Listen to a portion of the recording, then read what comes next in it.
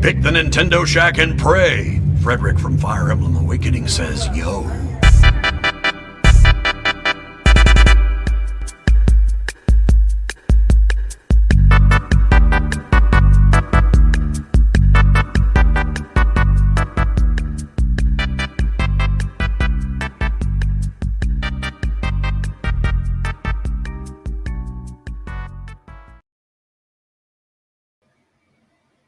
Greetings, Koopalings! Welcome to this week's episode of the Nintendo Shack podcast. I am joined here by Donnie. Welcome back, Donnie. How are you doing? Greetings, Koopalings. What's up, Bex? Thank you so much for filling in while Garrett is away. And thank you for teaching me how to do all of the cool back-end stuff to get the stream up and running. Coming to you live from Rebecca Recording Studio. I did it. It's not hard, but it's a lot to think about with going live and pressing all the buttons. Steps. And it's like streaming, and it's just not something I ever had to worry about when doing the podcast side of it. So I have an appreciation for that now. Thank you. And Melon makes it easy. Yeah. A lot of you don't know that we use Melon to record now. It's good. Well, most it's of good. us. Border Video Games still doesn't do it. And They neither does don't? PlayStation XP. And it bothers me. It's like, guys, be live. What? I want to join your live show. What is stopping them from using it? Are Well, they too good for it? With the Border Video Game folks, maybe, because they have their own audio programming thing that they do, what they've always done. And for the record, they've done more episodes than I think everybody, at least more consecutive same show episodes. I've changed podcasts so many times that I keep restarting all the numbers. They've just kept going this whole time. So they've got something that works for them, and that's fine. Okay. I respect XP that. folks they're the problem child. Delvin just doesn't like Melon. He says that it's Melon's fault, that his camera never works and everything. Like, meanwhile, everybody else uses Melon with no issue. I mean, I have issues normally, so I don't think that's an exclusive to Melon thing, having problems. Yeah, it's just his internet. It's his tech life. Life. I get it. It's a shame. They're such a fun show. I would like to hang out with Haley and stuff while they're podcasting. It'd be fun. I'd like to tease them. But you can't because they're not live. Yeah, they record off air and then they just post the podcast. So I got to listen to all of the things. I got to take notes of all the things that Delvin says that are terrible and then bring it to the Discord and then shame them. Of course. It's such a rigmarole. Make it easy, Ronnie. Plus, we could all hang out with them while they're live. Like, it would be a party. That's the fun part. So Shaq, go peer pressure XP. Go tell them you want to see them live.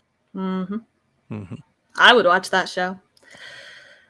As far as the corner of the world that is Nintendo, it is a little bit of a light week. I feel like that typically happens in the weeks following a direct. They sure threw all of their news out and in the open for us to have. But there's some stuff going on. I'm interested in what you have been playing, Donnie. I don't know if you've talked about the latest golf game that you have been playing elsewhere, but I know you've been really into that one. Yeah. Easy come, easy golf. Probably the worst name for a golf game ever. I think that's cute. That's a cute name for it. Yeah. Well, it's okay to make. All right. So let me see if I can't sway you here. You know the reason why it's a terrible name, right? Easy come, easy go. Well, no, that's obviously that's number one. The reason it's a bad name is because this game has already been released under a different name. It's the same game. Oh. Yeah. They the studio name is Clap Hands. Clap Hands has famously made golf games for PlayStation for 30 years. You know them as the Hot Shots Golf people. You're familiar with Hot Shots Golf? Yeah. Yeah, they make the same game as that? Yeah, well, it is the same people that make those games. About 2 years ago, they split. Sony got rid of Studio Japan and all that, and they split and they went on their own. And last year, they released a golf game on Apple Arcade for Apple devices called Clap Hands Golf. And Easy Come, Easy Golf is the same exact game, like to a T, the very same exact game as Clap Hands Golf. But for whatever reason, when they brought it to Switch, they named it Easy Come, Easy Golf. But it's only like that on Switch? Yeah, they didn't release it. They haven't released it anywhere else yet. It's not on PC. It's not on the other consoles. Okay. It's just on Switch and Apple. That's so bizarre. It is bizarre. Okay. It's I feel strange. like people wouldn't know that. Like if you were a fan of what was it called in the other version? Clap Hands Golf, which is the If name of the people were a studio. fan of that, like they wouldn't know that it's released as something new unless they're like really following it closely. Yeah. And it was also a shadow release. It just stealth dropped. It was in the direct in Japan, but it wasn't in our direct. It just was out. Oh. That was after the direct. I just saw tweets. They were like, "Easy Come Easy Golf is on Switch now." I was like, "What?" So I did buy that it. wasn't even like in one of the highlight reels, like one of those really quick they showed it kind of thing. No montage, nothing. It was just they probably didn't get into the direct, but still wanted to like kind of capitalize on that, checking out the eShop, putting it out at the same time. Yeah. Interesting. Okay. Have you been so you've been enjoying it though? You've played it before, enjoying it on Switch? Yeah, I've talked about it before. I talked about it on PSVG. I talked about it last year. I actually bought an iPad just to play this game. When it came out, because I love Everybody's Golf, Hot Shots Golf, Clap Hands, whatever you want to call them. I've loved them forever. They make some of my favorite golf games. So when they released a new game, I was like, I got to play it. I got to go get it. So I went and bought an iPad and played it. And then I gave my iPad to my wife after a while. But it's a great game. It is a mobile game. So I always warn everybody, it has like mobile tendencies. It doesn't mean that there are no like microtransactions or anything like that. But it is a little weird. The analogy or the description that I'm choosing to use when describing this game is it's kind of like, it almost has like a card collecting type mechanic, because in old Hot Shots Golf games, you pick your character, the little cartoon boy or the girl, and then you go and you do the tournament, and you do enough tournaments until you get to like a character fight, and then you battle that golfer, and if you beat that golfer, then you can use that golfer. Like Mario Golf, right?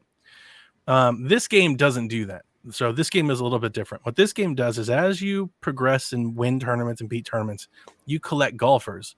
But when you go to start a golf tournament, let's say there are 9 holes in the golf tournament, you have to assign a specific golfer in your collection to one of those holes.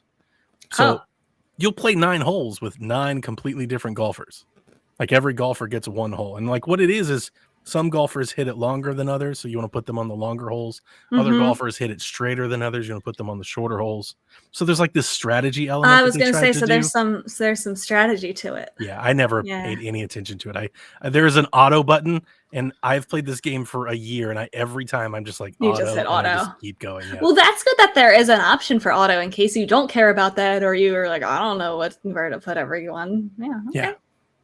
Yeah, so It's good. I think mechanically, it's probably the best golfing game to play on Switch. Mechanically, okay. If you don't mind like that weird mobileness, if you just want to care about the golf and play golf, then mechanically it's very good. It's a lot of fun. How much does it cost? It's $20. Okay.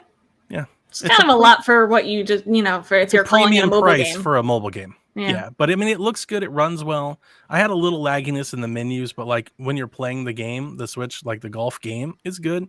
There's lots of courses, lots of tournaments, lots of characters. So like that's good. Yeah, there's some stuff to get into. It's better than Mario Golf. Well, that's low bar. Yeah. Cool. Well, I'm glad that you've been enjoying it on the Switch. Have you been playing anything else lately? Any Splatoon? Yay! I wasn't sure if you were into Splatoon this time. I kind of not. If you didn't listen to PSVG, it's not that I'm not into it. That's not really the right way at all. I love the campaign a lot, actually. Good. I think the campaign is excellent. I think it's way better than in the first 2 games. Any other campaign Splatoon has ever had. It's really good. Not Octo Expansion. It's not better than that. I still think it's better than Octo Expansion. I do. The campaign reminds me a lot of Bowser's Fury. There's so much intricate level design. Like they've put so much into it. Not just like so you've got the levels, they're everywhere. There's a lot of levels. You don't have to play them all, which is, I guess, I've seen people who are like, I beat this in like 4 hours. I'm like, you must not be doing everything.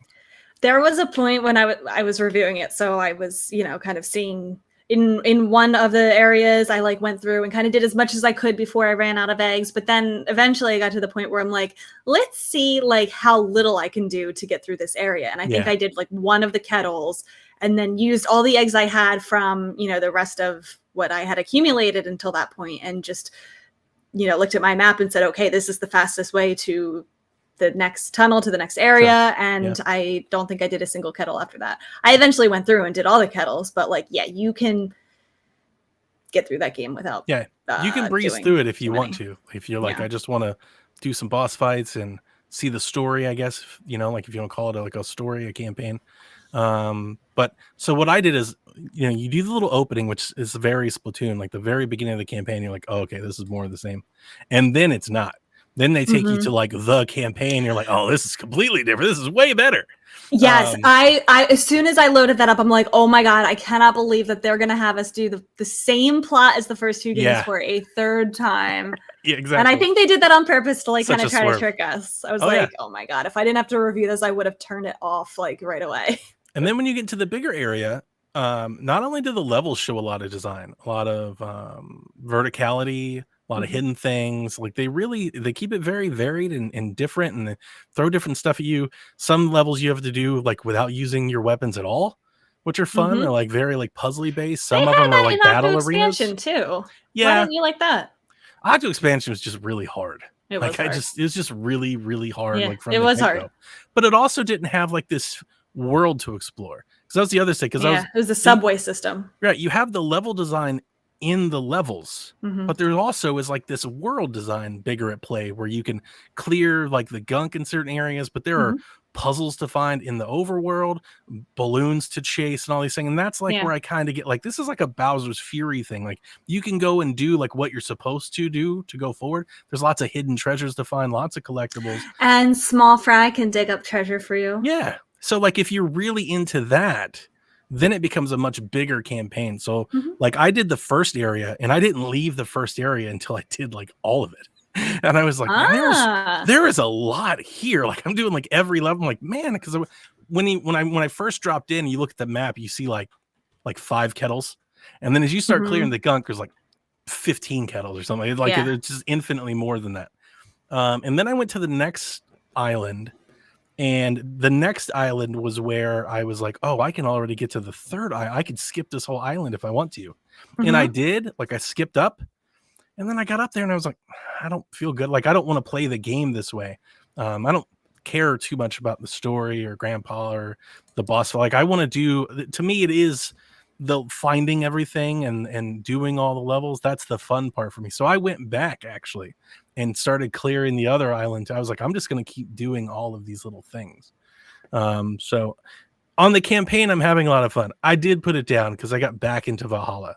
And there is just kind of, I think Splatoon 3 is great. I think it's by far the best Splatoon in my mind. I really dig it. I'm just not super into doing a lot of turf war right now. Like I played maybe 4 hours of turf war, like the release day. And I was like, I don't want to keep doing this. It's just so much grind. I wish there was something else to obtain besides like, here's another roller and another paintbrush. It's like, I'm good, guys. Like you just give me, I kind of wish the weapons weren't included. I wish you would just kind of like move, like you have the arsenal. We're on Splatoon 3 by now. You have all the paintbrushes and all the splatter shots. You're good. And then like now introduce something else to go grind for. There is the catalog. Have you not been leveling up your catalog? I've gotten stuff like that and I just don't know what it's for or care. You can unlock like things for your like your little tag that says your name, like the background. They're called banners. You can unlock titles. You can unlock decorations for your locker. You can unlock badges that are like the little stickers for your splash tag. Yeah, I need something better than that. I don't care about what my name looks like to people or my digital locker, I guess. I was looking for other things. Well, I'll have you know, Donnie, I don't know if you knew this, but I completed every single kettle in story mode, and it unlocks a super secret kettle that is really hard. It took me over an hour to get through it because there are checkpoints, but the time between checkpoint 1 and checkpoint 2 is really long, and it is like super hard, and I died a lot, and you get a piece of headgear. Kyle. For completing it, and it's very cute, and it was a grind, but I'm glad that I did it. Yeah, I probably won't do that. When games get really hard, I tend to bounce, and I don't even know how much. Like, I'm sure I'll go back to it and finish it. With Splatoon's campaign, it is kind of like I pull out the Switch, and I'll play a couple levels, and then I'll put it down and go back to doing whatever I was doing. I am digging it though. Visuals is great.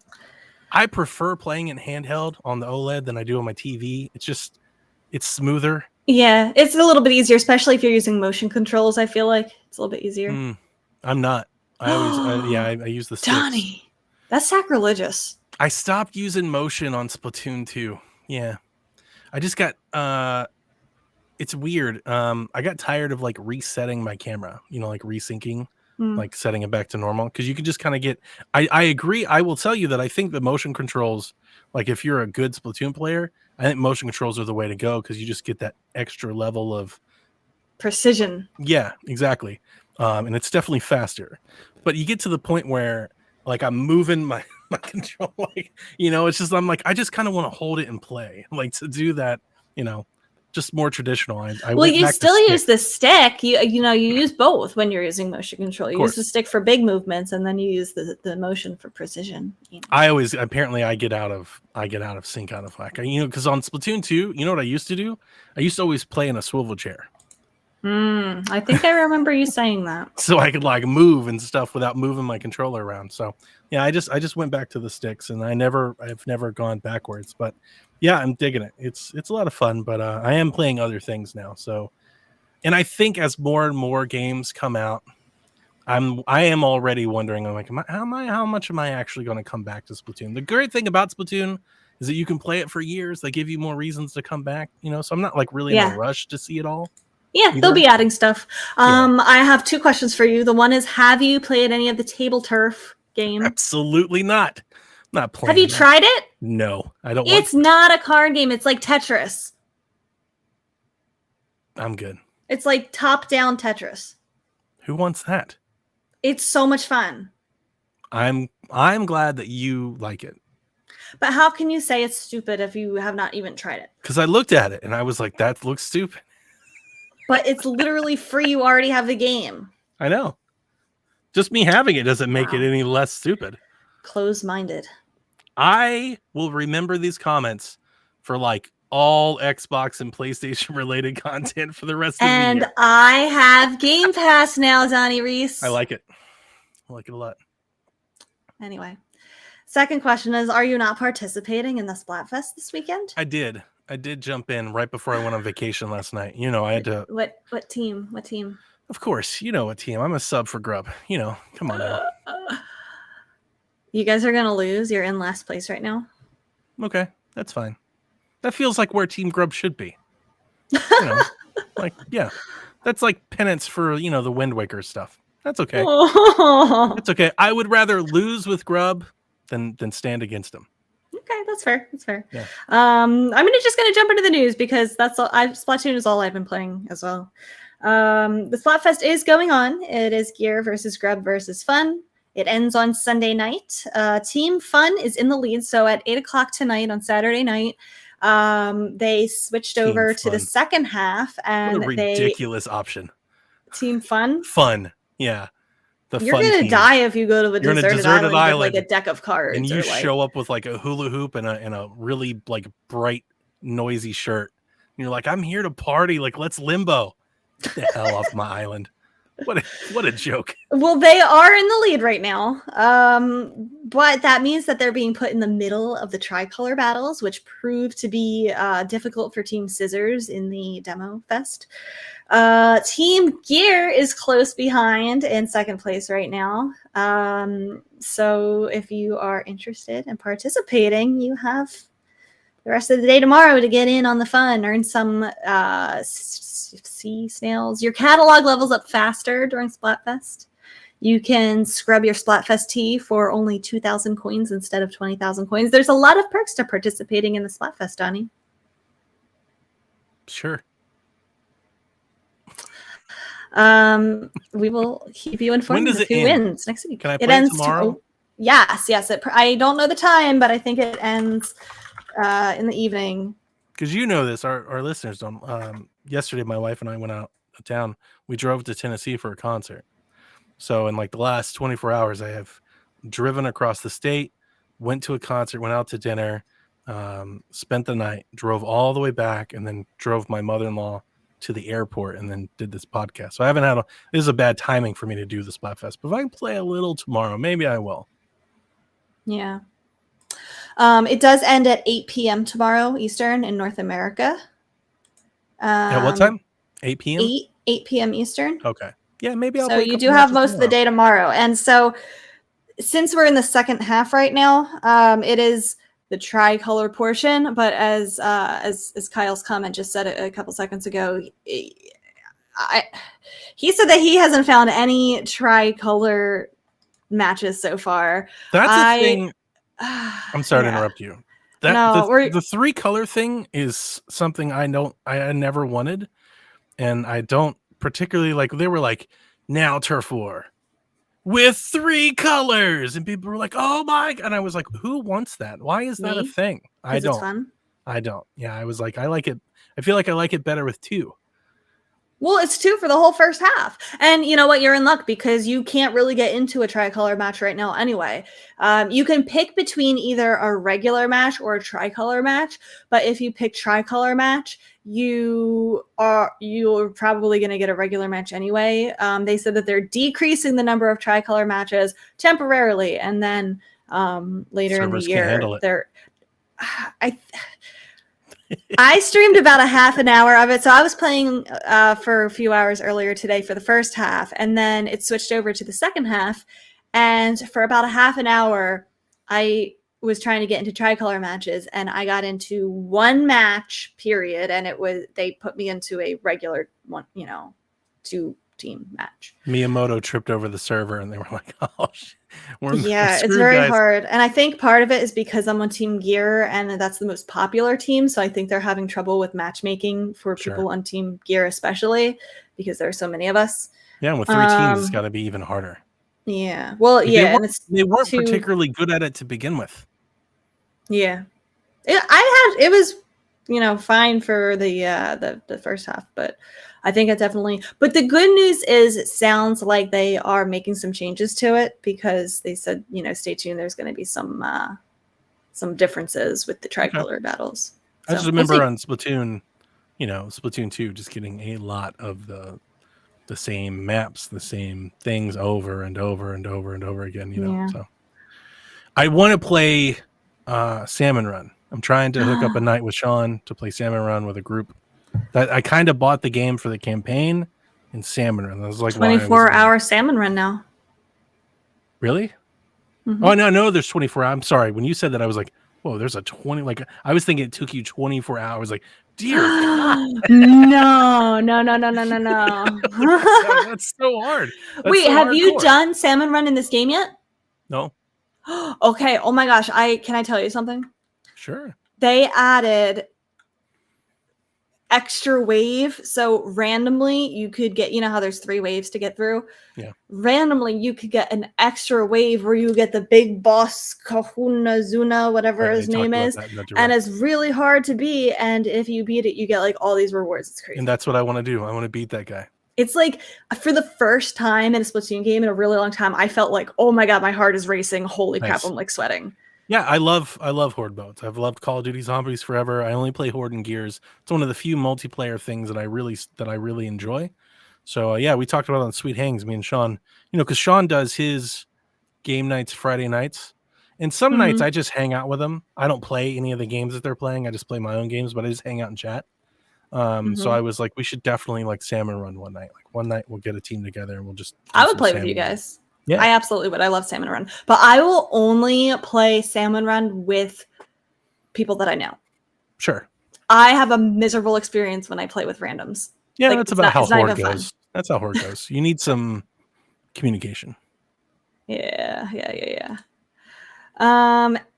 Anything else you want to say about Splatoon? It sold an additional 500,000 copies, physical copies in Japan since that launch weekend. We said that it was the fastest and that selling. Launch weekend, not just it was 3.5 million copies in 3 days. Yeah, that's insane. That's the fastest selling game ever, video game ever in Japan. And that's insane. Like we're talking about, Mario and Pokemon being like insanely popular. Imagine Jeopardy. No. And like you're like, I'll take video games for 500, right? And they're like, this game sold more copies than any other game in Japan. Imagine the answers: Mario, Final Fantasy, Metal Gear, Chrono Trigger. Like there's Tetris. What is it? Splatoon 3. That's Right? wild. That's why I laughed so hard at people who were saying, "Oh, Splatoon 3 doesn't deserve to exist. Yeah, they don't need to. It's it's not even different from 2. Like, why are they making another game I on think the it's same different. Yeah. console?" I do think it's different. I do think I think now that we have Splatoon 3, I wouldn't mind Splatoon kind of going on hiatus for a bit. I think we've gotten a lot of Splatoon like pretty quick, and I wouldn't mind like missing Splatoon a little bit. Well, what about a spinoff? That'd be cool. Yeah, a spinoff would be fine. That's what I thought it was going to do next. I was like, okay, well, are they going to do like like a 2D platformer? Are they going to do like a strategy game? Like, there's a lot of things we've talked at length on this podcast of what they could do for a spinoff. And I would love one of the DLCs for the Mario Rabbids game, including the Squid Kids. That would be cool. That would be so much fun. I could definitely see that. That feels like it would be a good fit. Yeah, because they all have guns and stuff, and I'm sure they can come up with some sort of ink mechanic that lets you move faster or something. Like that would be a lot of fun.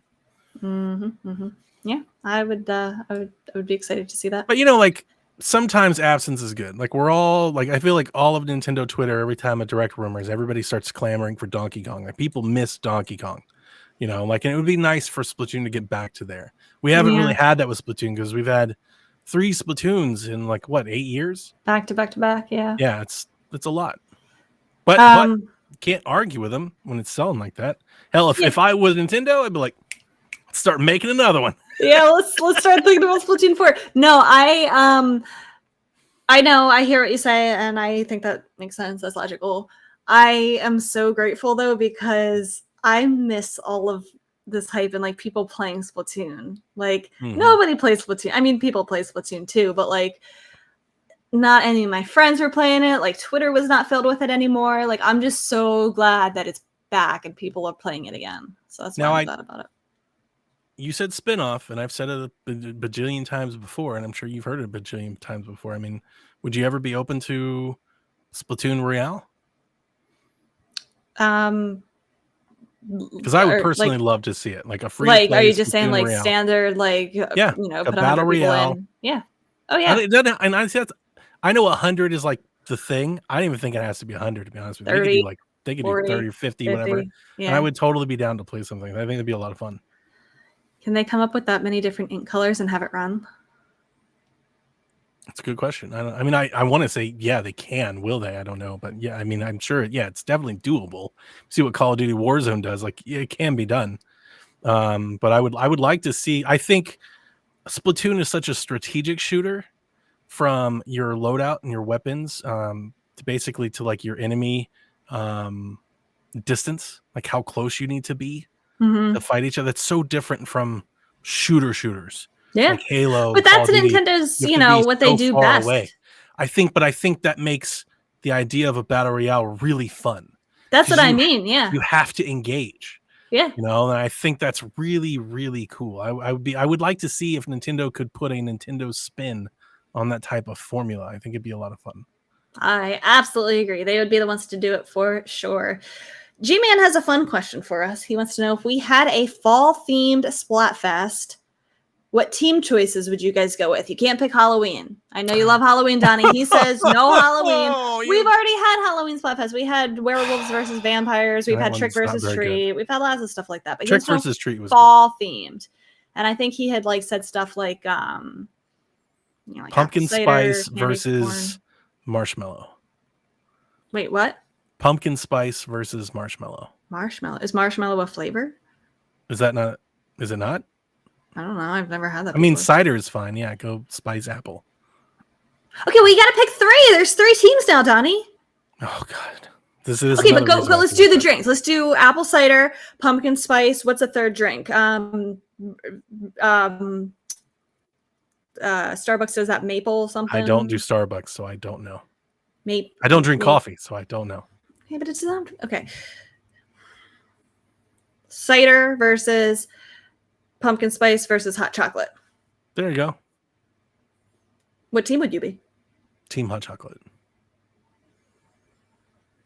I would Team Coco, baby. I don't know. I feel very like meh about all three of them. Like I like all of them, but I don't love all of them. I think I would probably go cider, apple cider. Cider's good, Yeah. but it's no Coco. Mario and Rabbids Sparks of Hope has gone gold. The game Yes. releases on October 26th. They also Yes. came out and specified for some reason that the game will not include multiplayer. I think because didn't the DLC of the first game have multiplayer? I never played it, so I don't. Oh, I thought you No, did. hang on. Let me clarify. I played all the DLC. It's incredible. You I never never played the played multiplayer. multiplayer. So I if it see. had it, I didn't play it. I don't think it Okay. did. I Like thought my it did. knowledge is I don't think it has multiplayer, but I don't know. Maybe it did and I never played it. But the DLC for Mario Rabbids Donkey Kong was incredible. It was one of my favorite DLCs of all time. I've been yelling at people to play it forever. It pains both Garrett and I every time it goes on sale and we tell people to play it. How many people respond with, "Oh yeah, I never played that." It kills me. And it's so funny because we see so many people are like, "I want Donkey Kong to come back." And it's like, Donkey Kong had this whole thing and nobody played it. And it's so good. It's that's some of the best DLC like on the Switch. It is like a whole other game. It's like it's like I was gonna say Splatoon. It's like Mario Rabbids 1.5. Like this whole Donkey Kong spinoff is like this whole extra little side ops. Back when it released, you might remember this. Back when it released, I was positive they were going to release it as a separate release.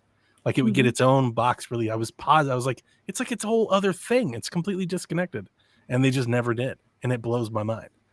But I could care less about multiplayer. But I am very, very excited about this game. It's one of my most it has been one of my most anticipated games of the year. I've had it pre-ordered for like a year. So I'm very excited. And when they said in the direct, they were, or not in the direct, but in the Ubisoft event, they were like, we've got 3 DLCs coming. Okay, that was really hype. I like that they said that ahead of time. I mean, I kind of figured that they would because they did for the first game, but like, not just one, Yeah, not just 2, but 3. And then they 3. teased that Rayman would be for the third one. That's, It's you know, good and stuff. of course it's going to be the last one, but he lives on. Maybe Donkey Kong has the same fate as Rayman. Ever think of that? No, because Donkey Kong is the OG. He's never going to have the same fate as Rayman. Rayman was like the OG of PlayStation. No, do not compare Donkey Kong to Rayman.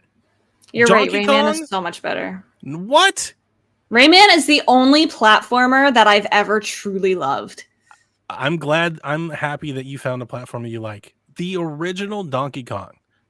I'm not even talking about other incredible games like Diddy Kong Racing, like Donkey Kong Country, like Tropical Freeze. Just push those aside. The original, it's influential. The original Donkey Kong is better than any Rayman game has ever been ever. Okay, I wouldn't go that far. I went there, and you know why? Because it's true. Rayman Legends is like a 10 out of 10 game. I love Rayman Legends. They're day one on Wii U. That's a great game. It ain't no Donkey Kong. Are you serious?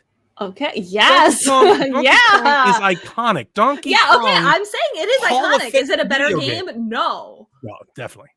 For sure. No. I love the original Donkey Kong. That is one of the most addictive games ever. Okay. Every time I die, I'm like, oh, I'm gonna get that fucking donkey. It's really good. Okay. King of Kong has its own documentary. Sure. Yeah. Who's making documentaries about Rayman? I didn't say anything about documentaries. I said that Rayman Legends is a better game than the original Donkey Kong. It's not. It's not. Okay. Donkey Kong 64. Get out of here, chat. A teaser for the Super Mario movie is coming in about 2 weeks. I think a lot of us were getting very nervous because in the direct, Miyamoto came out and he's like, yep, that movie's coming out. Here's some Pikmin. And like, then there was nothing else. So we're like, what's happening? It's still coming out It's still coming out on April 7th. However, in 2 weeks on October 6th at 4 p.m. Eastern, New York Comic Con attendees will be able to watch a teaser trailer. I'm sure we'll all be able to see it right after that. It'll go online. Chris finally hear Pratt Chris saw the as trailer and he's Mario. like, "Oh my god, you guys are gonna be so excited! Wait till you hear my Italian accent." He didn't say Oh, that last boy. part. I am, yeah. G-Man says he's worried. I'm worried. I've seen a lot of people saying they're a mix of worried and excited. I saw this news about the teaser trailer and nobody moved. I don't care. Is I don't care. anybody? I mean, to be honest with you, I just expect him to sound like Mario. A little bit different, maybe, but like they're not going to cast Mario if it doesn't sound like Mario at all. Like I expect it to sound like Mario. Are you expecting to like just hear Chris Pratt? I don't think it'll be just Chris Pratt, but I don't think it'll sound like Charles Martinet's Like version. at all? You think it'd be very different? I think it will be not horrible, but I think it'll be a mix between him trying to sound like that, but also putting his own little twist on it. If it's like a great departure, then I probably won't even watch the movie. But I don't. Hey, Luigi. But I don't expect it will be. I think it's going to be pretty good. Nintendo's pretty safe with that type of stuff. I'd be surprised actually if it's like a grand departure from what people know. Wait, G-Man in chat is saying he said that we're not going to hear his voice in the teaser trailer. That's hilarious. That would be really funny. What if it's a silent protagonist type of thing? Mario loses his voice.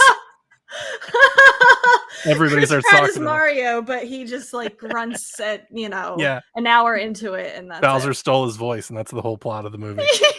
You watch the entire movie, and at the very end, you hear Chris Pratt finally get his voice back, and you hear Mario.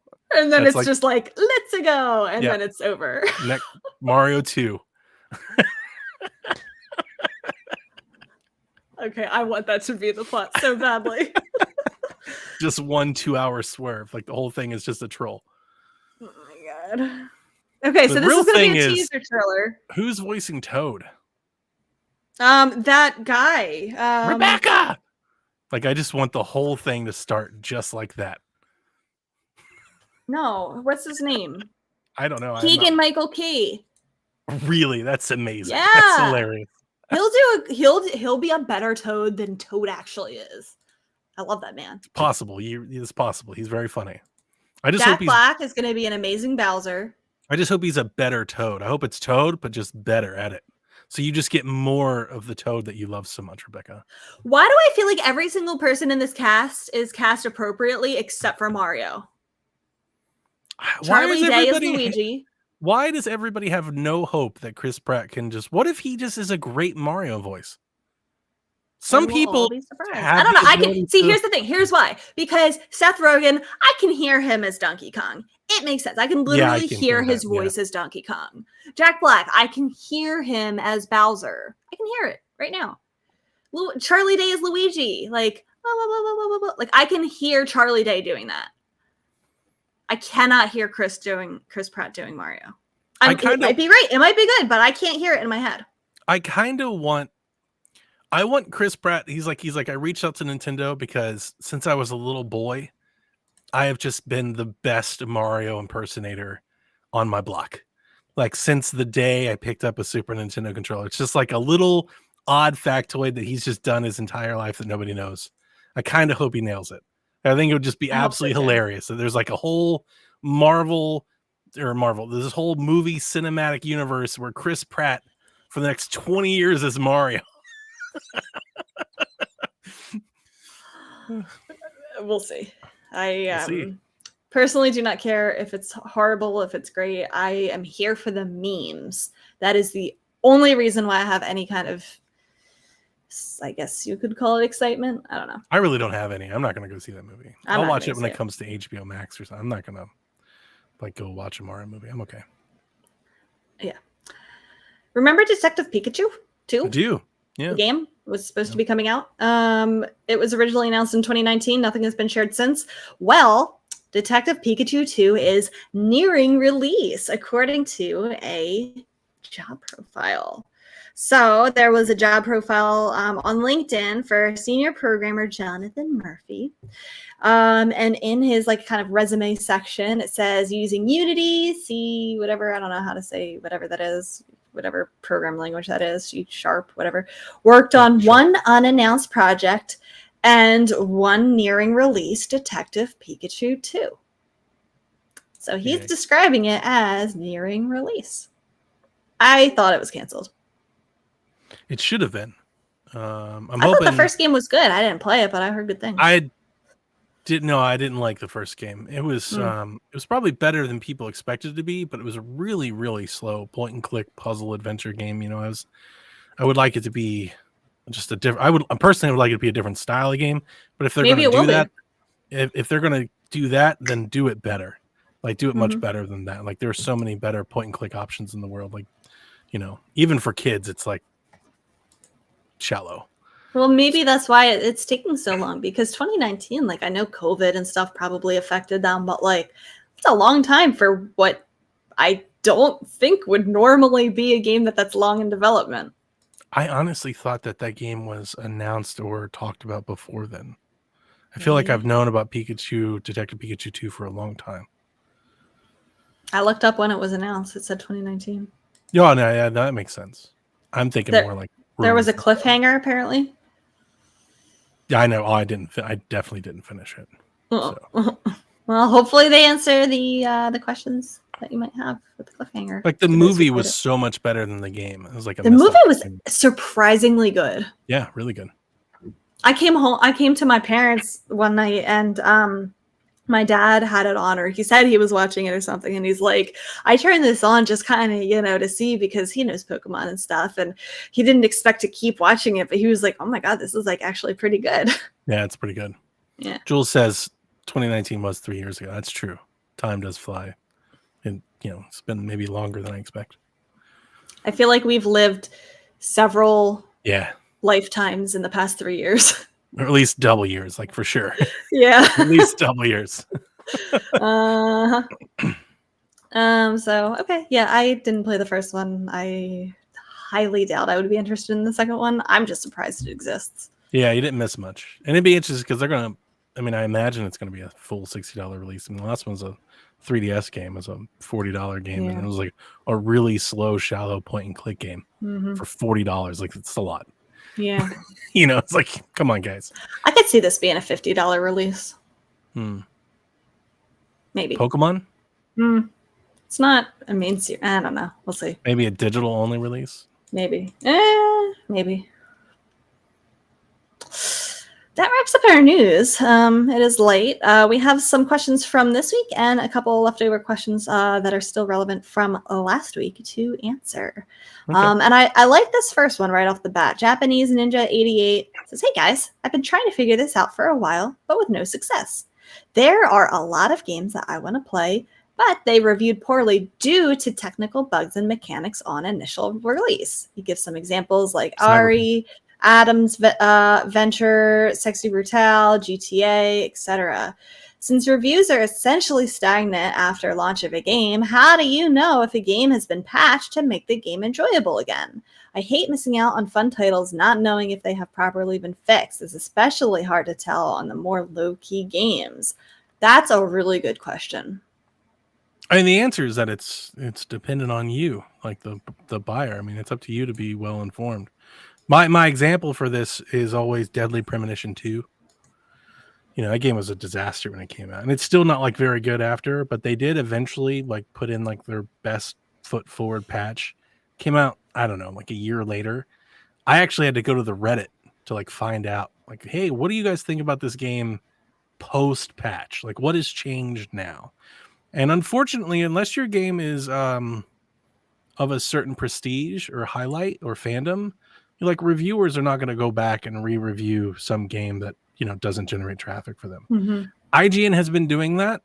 I think they're trying to like lead by example, at least with like the bigger ones like Halo and stuff like that. When they get big updates, they go back and they try to, you know, at least add updates to the reviews and stuff like that. So that makes sense, because I reviewed Animal Crossing New Horizons, and I feel like a lot has changed in that game since release week.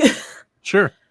So, but unless it's noteworthy, I think like noteworthy, like right now, today, Cyberpunk eclipsed most concurrent players more than Witcher for CD Projekt Red. After all that game has been through, that game is more people are playing it today than ever.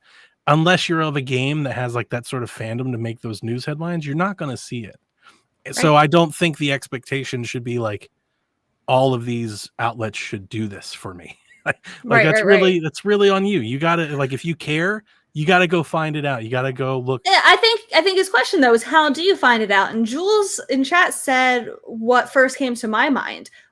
Even the smaller studios, when they put out a game that fixes bugs and stuff, you're gonna get patch notes for it. Yeah. I don't know if there are any studios that don't do this. You know, they will put out patch notes. Usually there's a whole page on their website that says all of the updates and like what those patch notes are. So like if you didn't, and this is, so one that I'm thinking of is Life is Strange, the remastered version earlier this year when it released. It was a show. It was so bad. There were like characters T-posing, like things clipping through the walls, you know, whatnot. So what the developers did, you know, when they updated it, they said, here, we fixed this bug, this bug, this bug, this bug, and that bug. Sure. We're still working on this bug, this bug, this bug, and that bug. So like, you know, if you didn't want to play it because you didn't enjoy Max Caulfield T-posing in every scene, and then you see in the patch notes that it is fixed, that's a good way to know, you know, if it's at least in a playable state. But I like the idea of the subreddit too, if it's a big enough game. I was gonna say again, even if it's not a big enough game, like Deadly Premonition is not a big game, but like that, I've never liked Reddit as a website, like its style. As somebody who does like some coding, it's always bothered me. But the thing that I have really come to appreciate over the years with Reddit is its organization, its focus. Mm-hmm. It's focused social media. It's not like Twitter where everything just goes into the void and you have to like sift through it. Everything on Reddit is very focused and like drilled down to a topic. It's not like here's a board of all of these thousands of people's random opinions on a game. Like everything is put into a thread that has focus. So he mentioned GTA. The GTA remasters, when they released, were really bad. You know, as somebody who was there day one of the pre-order, they were really bad. But they have been updating them. And one of the first things I did after some of the updates came out is I went to the GTA Definitive Trilogy Reddit. And I said, hey, you just go in there and post a question. Hey, how are the games after a patch? And all kinds of fans will tell you, like, this is better, this isn't. I think for a lot of gamers, something like that, like hearing somebody else's opinion, might mean a little bit more than reading patch notes. That's fair. Sometimes patch notes can get really detailed and stuff that you have no idea really what any of that means. Or in some cases, not specific enough, like stability fixes. And like, okay, well, what you really did just that want to know, like, is it good now? Like, can I play it now? Am I safe to buy it now? Like, that might just be hard for like really obscure indie games. Like he listed a couple things on here that like, would Ari have a subreddit? Would Adam's Venture have I've never heard of those games. They might have, you know, and maybe if they don't have subreddits, I'm sure there's some. I think the thing about Reddit that's amazing is that everything has a Reddit. Like there's something for everybody. It's ridiculous how detailed that can go. Or go on the Nintendo Switch subreddit. There's, you know, guaranteed for someone, you know, if there's not a specific subreddit for it, there's like a question thread, and I'm sure somebody there. Like I'm part of the Clock Tower Reddit, and there hasn't been a release in that game in like 20 years, and there's still people that's posting, a very new game. But there's still people posting like emulator settings and YouTube playthroughs and stuff, you know, like that's a good place. I like that question. Cool. It was a good question. I don't think we've had anything close to that question before. I like new, fresh questions like that. Ghosties99 says, if the game ARMS got a sequel, what do you think would be the best name for it? Legs. It's all just kicks. It's the same thing, but just anger foot. Just the whole thing. Just kick the shit out of people. Do you think that they would call it Legs, or do you think they would keep the ARMS branding and be like ARMS 2? Legs. No, I honestly think if they made a sequel, it'd just be ARMS 2 and they'd do the ARMS thing. But it'd be funny. It would be hilarious if they were like Legs. God, it'd be so dumb. That would be a new IP, though. It would. I think it'd be hilarious. ARMS plus Legs, says Jules.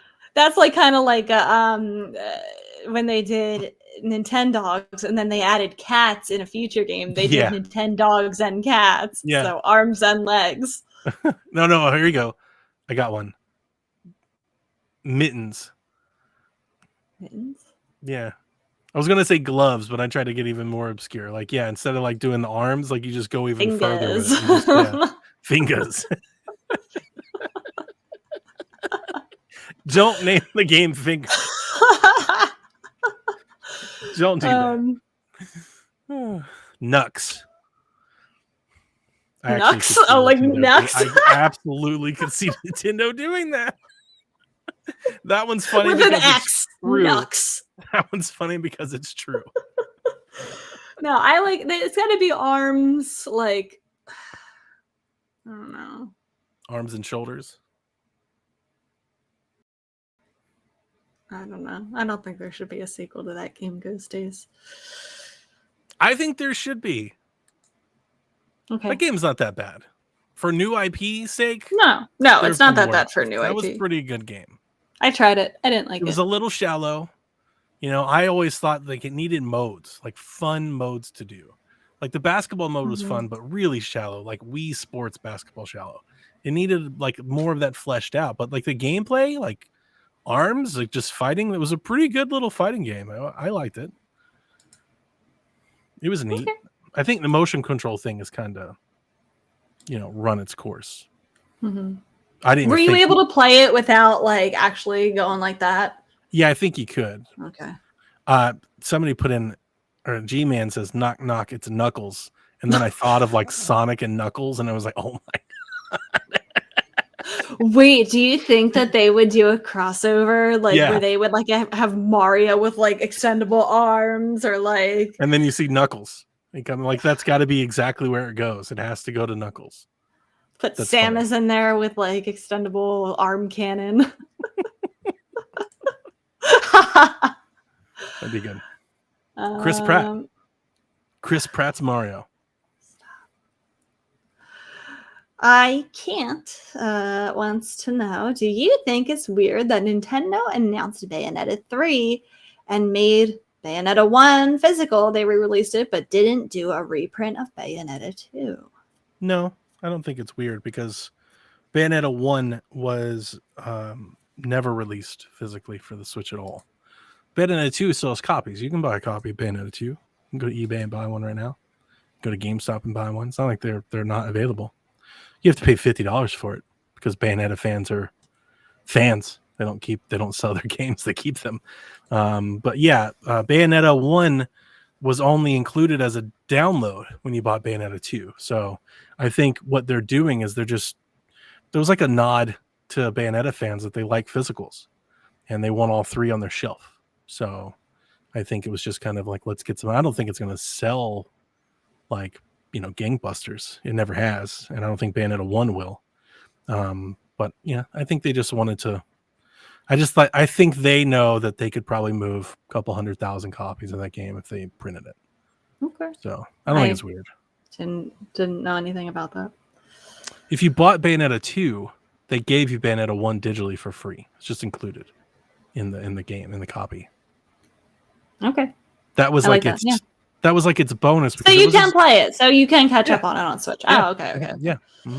That's why I'm not going to buy Bayonetta 1 because I have it on Switch. Like I have it digitally. I'm not going to buy it just for physical copy, but some people will. Yeah. Collectors. Yep. I'm throwing in a question in chat. What Nintendo IP had a weak first game but became a beloved series? I struggle to think of any. Donkey Kong. Moving on, goodness. Yarden wants to know. Oh my goodness! Is there new you see hardware? What she did on my own show? Damn. Yarden wants to know new hardware in May. He's referencing Breath of the Wild. Tears of the Kingdom. Sure. Releasing May 12th. Absolutely, they'll do themed console. Yarden says, for the record, I personally don't think it's likely, but if they have it ready, that would be the time to release it. Definitely will. They'll do something. There'll be a controller or something. There will be some Zelda-themed hardware for you to buy. I don't know if it's a whole new Switch. I think it will be, but maybe it's just Joy-Con, maybe it's a Pro Controller. But are they going to not have some Zelda stuff for you to buy? No, that's not. There will be Zelda. I agree with you, but I know Yarden. That wasn't Yarden's question. Did I miss it? He's referring to, and correct me if I'm wrong, Yarden, like a Switch Pro, like a new hardware. Oh, my bad. Yeah, no, they're not gonna be one of those. I don't think so at this point. I agree. Yeah. I don't think May is the time to release new hardware. I think you're right, but at the same time, like where Nintendo is positioned, they honestly could release something like that whenever they want. But you're right. Yeah, he clarifies Switch 2. Yeah, that doesn't change the fact that you're right on that. When they dated Tears of the Kingdom, which I'm very excited about. I'm not sure if you heard me talk about that.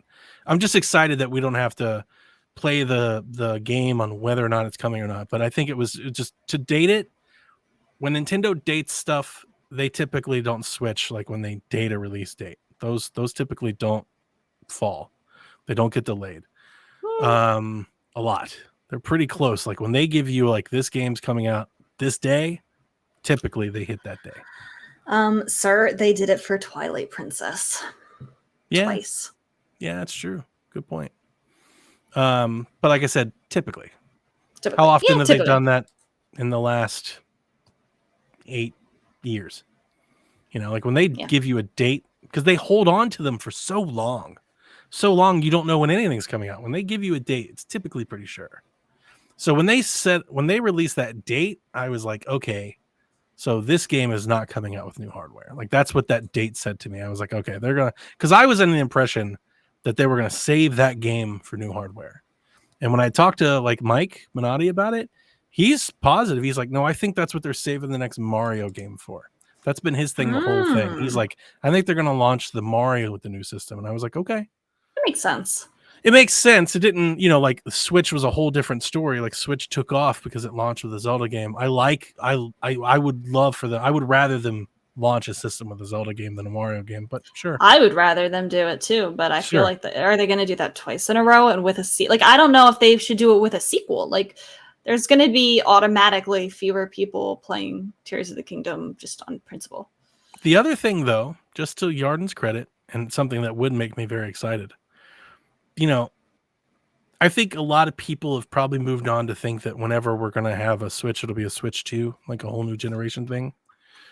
Like Nintendo still has a lot of runway here to do a Pro. Like they could just do a Pro and it just extend this generation another 4 or 5 years. Mm-hmm. And I don't know if people want to hear that, but the reason that I've always contended that they can is pretty simple. Nintendo doesn't need new hardware. Their games run and look great on Switch. It's their partners that need new hardware. So they can like bridge that gap with a Pro. Like they can release a Pro and it's like it runs Zelda better than ever. But we're still going to keep making like Mario games for your Switch because we want you to keep buying them. Mm-hmm. So they're in a good spot to do that if they want to. I don't know if they want to. But if they want to, I still think the Pro thing can be a thing. I would be very excited. I mean, oh my God, that's all I'm going to buy this Logitech device because all I want is a really good Switch. Like that's all I want. So I would like to see them do it, but I'm not betting on one. I'm not holding my breath for one. No, I think that makes sense. I would have to, yeah. I feel like I go back and forth. Like, yes, I would get it. I wouldn't get it. Obviously, you'd get it, especially if it was Zelda. If it's like a special edition. Oh, if it's Switch Pro with Tears of the Kingdom, and here's the Tears of the Kingdom Switch Pro model, Rebecca's there. She's there so fast. I don't need another Switch, Donnie. She's doubling her streams to finance that bad boy. She's like, let's go, guys. Stop. Don't give them ideas. Stop it. New goal, chat. Stop. Switch number 3. Switch number 3. Let's go. 3? You don't know how many Switches I've had. Oh my God. Okay. I thought you had the Switch and then the OLED. Oh, I'm so embarrassed. I don't count like the light that you grabbed off. Those don't count. I mean like your Switches, the Switches that you play. We'll move on. I mean, you know me. You're talking to the king here. I've had like 10 Switches. So like, I had my day one Switch, my Animal Crossing New Horizons Special Edition. Oh, I remember. Yeah, you did get the Animal Crossing one. Yeah. I count that one. That counts. The one that you sold to me. Yeah, but I mean like your Switch, like Switch you're playing. Okay. Finally, Jules wants to know Nintendo mentioned the title of the upcoming Zelda revealed parts of the story. What do you think Tears of the Kingdom reveals? I don't know. You know me, I don't jump into all of that. I try to, like, just for the news to kind of like get some tidbits on what the trailer means, but it's all speculation until I see it. So I don't know. I think Zelda dies. Dies? Yeah. Dead? Dead. Wow. I mean, they could, especially if they wanted to go away from Breath. Like, I guess so. If Zelda dies, are you saying like that's it? There's no more Breath of the Wild like games? She could get revived at the end. I don't know. I think the tears is referencing the kingdom. 3? So in the first trailer, we see her fall. Like she's reaching, she's falling. She's dead. She's so dead. Maybe we revive her. I don't know. But she's definitely dead. And the Tears of the Kingdom is the kingdom mourning the loss of their princess. And oh my God, because one of the pieces of the Triforce is dead, that's when Ganon is like, oh my gosh, I'm going to get revived and cause. I mean, if you can revive Ganon, you can revive her too. I don't see why not. Yeah, you know, and Zelda's that's already. Why the kingdom's crying. Breath of the Wild has already introduced time travel, so nothing really matters. We can retcon anything whenever we want at any point. So sure. So I think in the first hour of the game we see her die, and the kingdom is. Do you think maybe dead. they lead you to believe that she's dead, but you find out at the end like she's not? Maybe she's been alive the whole time. Maybe. But I think it would have to be pretty certain if the kingdom is like mourning the loss of their princess. I saw a lot of people speculate. And she doesn't have any. She doesn't have any like children to take the throne. I saw a lot of people speculate that you have to like collect like tears. Yeah, you can kind of see them in his pouch. Yeah. So there might be. I think those are like the dungeons. Yeah, that's what I was thinking. Because there's like 7 or 8 of them. Yeah. Just like we used to, like with the medallions and stuff like that. Maybe like there'll be like different flavored tears and stuff. And like so that. maybe that's like restoring a piece of the kingdom, putting it back. I don't know. Yeah. Do you think it's like an actual, like some sort of like weird magical tear, or do you think tear is like a symbolic, like a jewel or something? Magical. Okay.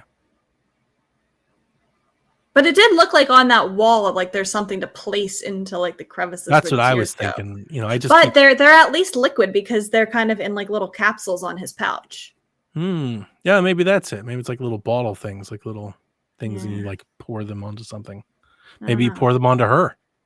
To revive her from death. I think we just figured out the plot, Donnie. Like some Shakespeare shit, Well, I feel like Nintendo has a history of like using tears to revive characters. I can think of 2 instances. Sure. One of them's not really Nintendo, but I'm sure there's more. So I feel like that's like a trope in Nintendo. And yeah, I think that's our plot. What if Link dies? Okay. I ain't crying. Do you think there'll be a Breath of the Wild 3, or do you think they'll like end this here and like do a whole new thing? End it here and do a whole new thing. Okay. Yeah. Anything else to add to that? No, you gave me weird faces when I told you I was buying the Logitech thing. Like, why'd you give me the weird face like that? Because this is, of course, like, I feel like that's very on brand for you to be like into this bizarre device. Sure, I understand that. I'll wear that badge. It's not a bad weird face. It's just like of course he's into this. I don't mean that in a bad way. I know, I get it. I didn't take it that way. I will say that I'm not like hyped about it. I'm not about to start a damn Logitech podcast, but I'm interested. Okay. But you know me, our listeners. I know that's why. Yeah. I have a bajillion Chromebooks, and I game on them and stuff like that. And to me, that device is just a gaming Chromebook. Like, it is a Chromebook with controls built into it. Okay, so I'm personally kind of excited about that because I know when I showed it to Jack, that's what Jack said. I told him, I was like, like we could play our consoles on it. We could play Stadia or Xbox. You could stream on it like you do on your Chromebook. And Jack's immediate response to me, he goes, "Oh, that'd be a lot better than playing it there than on my Chromebook." And I was like, that's exactly what I said, but the internet hates it. Like, the internet collectively hates it, but here I am over here with Chromebooks. I'm like, it looks pretty neat. I mean, it's a little expensive. It is for expensive. What you're using it for. It is expensive. I can't. I'm not gonna like. That's I've said it. I said it when this device was like leaked, not even the announcement, but like a long time ago. I actually called the price. If you didn't see in our Discord, I nailed it. I nailed the price. I didn't know it was leaked. But back when the device leaked, I told people, I was like, if you're okay with using your phone, then this device is worthless. You know, like if there's no reason you would spend this much money if you're okay with using your phone. Yeah. I'm not. I hate using my phone for mobile games, which is why I always play them on my Chromebooks or like a tablet. You can't pair a controller to your Chromebook? Yeah, no, I do. That's how I play them on my Chromebook. That's exactly how I play them on my Chromebook now. I've got emulators. I play Hot Shots. I play Super Mario 3. So you're paying $350 for some comfort? $2.99. I'm pre-ordering, so it's $2.99. Okay. You come show Rebecca. Rebecca, look at my daughter's homecoming dress she just walked in. This is her new homecoming dress. That is gorgeous. Does she like it? Yeah. I can't show her the shoes. It's very pretty. Oh my gosh. Oh, tell her it's gorgeous. Here. Shoes. Oh. They're they reflect. You're all clicking around. They reflect. Oh, tell her to have fun. Yeah. Mom said I look like a disco ball. You look like a disco ball is what your mom said. That's true, but that's kind of what girls go for. It's very eye-catching. Yeah, that's actually like a lot of girls basically try to look like disco balls. That's spot on. I fell in love with, but it was $200, so I couldn't get it. Yeah, it's a lot for a dress. This one was $89. That's not bad. You look good. Thank you. Yep, have fun. I will. It's not until Saturday. She has that tonight? No, it's this weekend. Oh, Homecoming's Friday. Homecoming's Friday. Oh my gosh, I'm all out of whack. Cool. Anything else, Donnie, that you would like to add? No, I'm good. Thank you so much for not only hopping on the show, for kind of showing me the ropes. We got Garrett out for the next 2 weeks. I'm gonna try to round up some guests, try to have a little fun with it. Huh? Who's the next surprise? I can't reveal. You'll have to tune in next week and find out. And the only reason why we're recording on Saturday today, so we're moving the show, to Fridays. It has been on Fridays. Sure. You couldn't do it this Friday. I would have done it on Thursday, but I had back to school night at work, so I couldn't do it Thursday. Sure. So that's the reason why we're recording on Saturday, but it should be Friday next week and the week after. Stay tuned. I'm excited. Good. I hope so. All right, that will do it, Koopalings. We will see you next week, hopefully for some more good Nintendo news. Hopefully there's a little bit more going on, but I appreciate all of the questions as always. You guys always nail it with the questions, and that helps make for a really good show. So have a good rest of your weekend, Donnie, and to everyone else, and we will see you next time. Kyle says it's Jeff Keighley. What? Jeff Keighley. Jeff Keighley? What about Jeff Keighley? He's on the show. Next week? Okay. Shaq We will League. see. Shaq League. Have a good night, Koopalings.